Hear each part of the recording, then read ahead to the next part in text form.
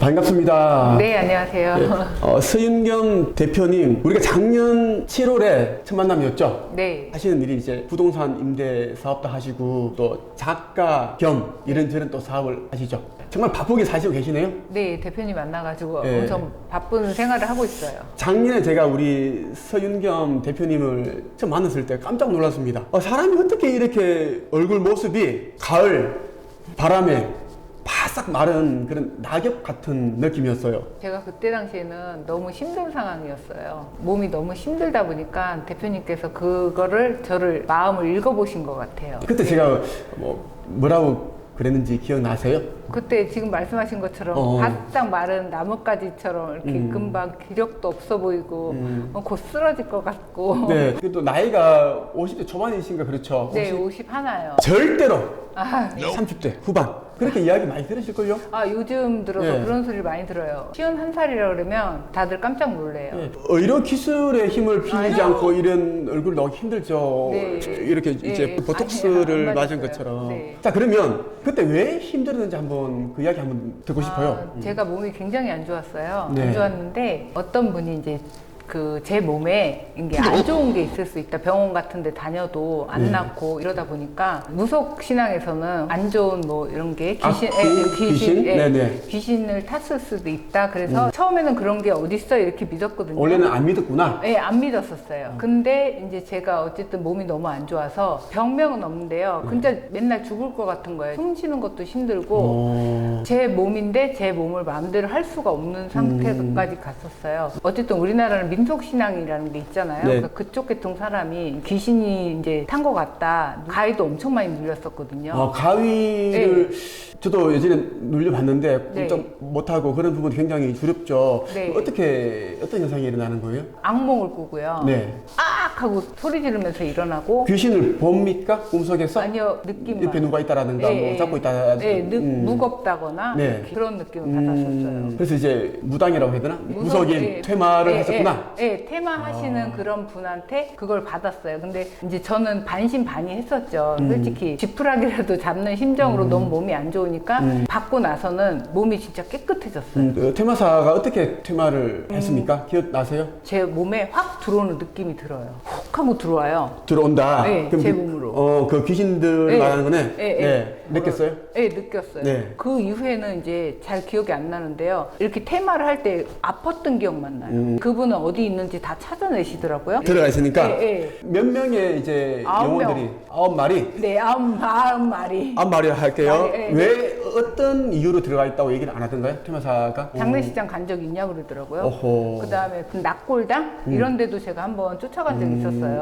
다소 좋습니다. 네. 저 같이 이렇게 체력이 약한 사람들은 절대 그런 데를 가면 안 된다고 그랬죠. 장례식장에 가서는 안 돼야 할 사람들이 유행들이 있습니다. 네. 본인 같은 경우에는 이제 그 장례식이 지인입니까? 아니면 아주 가까운 가족입니까? 지인, 친구? 예, 친구. 친구. 거기 장례식장에 갔다 오고 네, 나서 갔다 오고 나서 귀신이 들어왔다. 네. 저는 솔직히 그거를 별로 믿질 않았었는데 퇴마를 하면 제 옆에 이제 있던 분들이 있을 거 아니에요. 그분이 이렇게 되면은 네. 제가 아악 하고 소리를 질렀대요. 저는 이제 기억이 잘 안 나는데 네. 영혼을 잡기 위해서 이렇게 영적으로 그 귀신을 아니까요. 위치를 아니까. 위치를 아니까 이런데 사타구니 뭐 이런데 많이 숨는데 안 잡히려고. 근데 저는 진짜 죽을 것 같이 아팠던 기억은 나는데 되지도 않았대요. 뺄 때 이렇게 위쪽으로 해서 빼내더라고요. 근데 위로? 예, 네. 위로 여기에 항상 걸려가지고 여기를 열어가지고 빼낸다 그래요. 그때 이후는 몸이 안 아파요. 퇴마 성공했네요. 네, 예, 성공했어요. 그때 이후로 이제 본인이 이제 이제 영적인 존재들 귀신, 악귀 그리고 네. 퇴마가 정말 가능하다라는 거, 네. 효과가 있다라는 네, 거 아셨겠네요. 네, 그쵸. 그래서 예. 저는 그때 이후로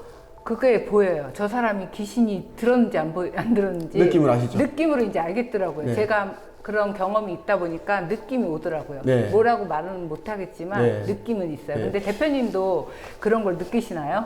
예, 저는 이제 사람을 이제 보면 어느 정도까지 보이는가 하면 저 사람이 왜 가난해졌을까? 그리고 그 사람이 이제 가지고 있는 그 상이 있습니다. 얼굴 상, 걸을 때 걷는 그런 어떤 패턴들이 있습니다. 팔다리 흔드는 거, 그리고 이제 팔다리 길이, 균형, 이런 부분들 다 보면, 왜 가난하게 사는구나.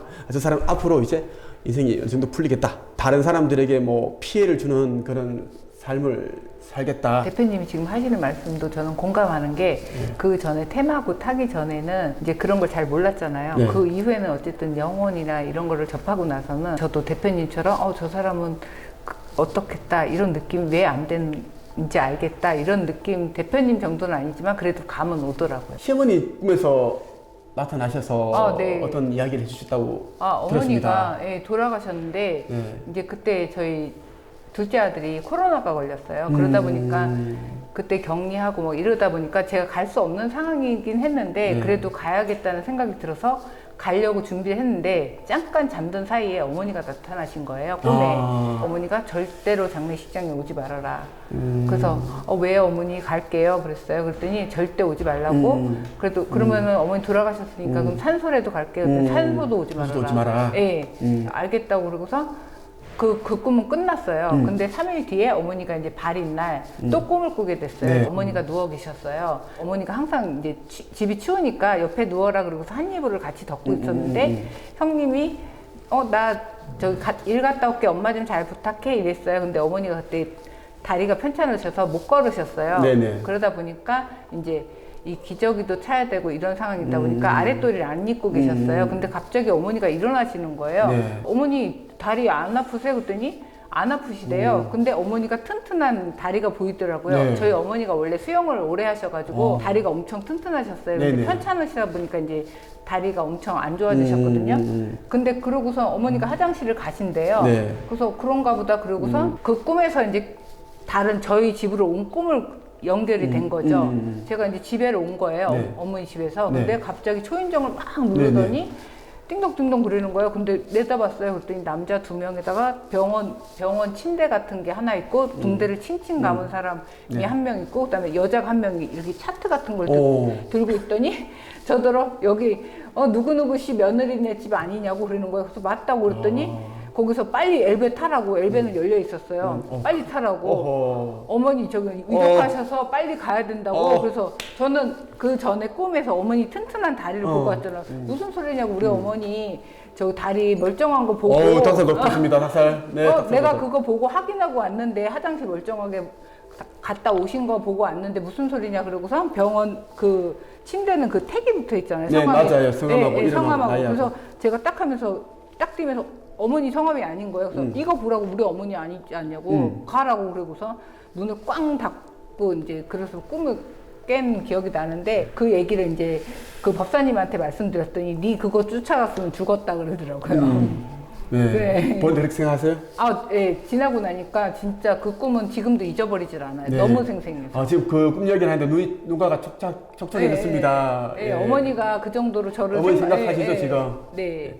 어머니가 상전에 우리 서윤겸 우리 대표님을 네. 굉장히 이제 네. 아껴셨나 봐요. 네. 예뻐하셨고 네. 그래서 돌아가시자마자 바로 이 맞아요. 며느리한테 나타난 네. 거죠. 어머니가 돌아가시고 나서 꿈에 나타난 며느리 가족들 몇 명 있으신가요? 제가 주로 나타났고요. 어머니 네. 꿈에 이제 제가 계속 나타났어요. 어머니가 이제 정말 살 만큼 가시는데 살고 네, 가시는데 네, 이제 며느리 그만큼 아끼셨으니까 이제 며느리에게 딱 그런 메시지 그렇죠. 던졌구나. 네. 근데도 어머니가 돌아가신 다음에요. 계속 꿈에 나타나시는 거예요.